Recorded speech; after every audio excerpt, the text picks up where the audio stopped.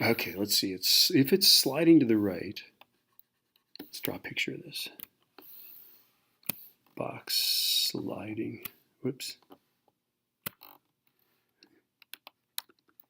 I have to do this. I'm such a spaz. I got to draw a picture of it sliding to the right.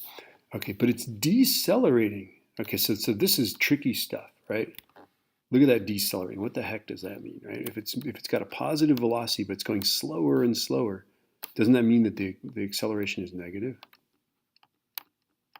Right? That is what deceleration is, right? So my acceleration is actually negative 0.950.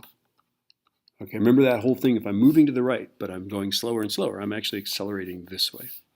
Okay. All right, so let's see. What force is, oh, this is an unknown force question. Okay, now, remember if it's sliding, remember the only force that's relevant in the friction land is a dynamic force, which is 8.3385.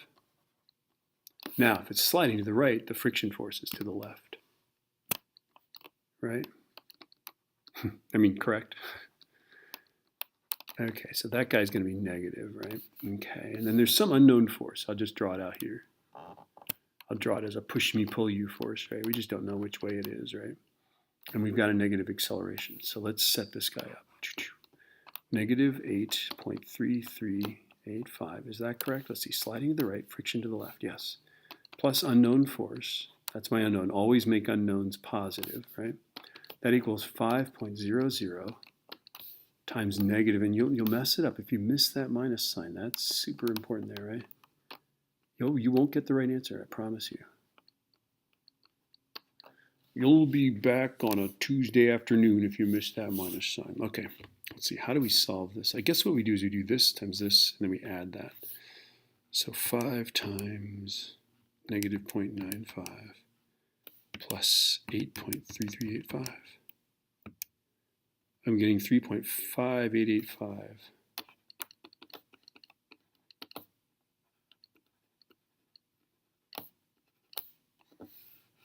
Okay, this is a force to the right. So think about this thing, right? Okay, I'm exerting a force to the right, and it's still decelerating. That's not enough force to sustain a slide to the right. Okay, I'm exerting a force of roughly 3.59 newtons to the right, and it's not enough. It's still slowing down, but not as fast as it would have had that force not been there. That's what's going on. Without that force there, it would decelerate at a more rapid rate. Okay. Now let's go to the next one here.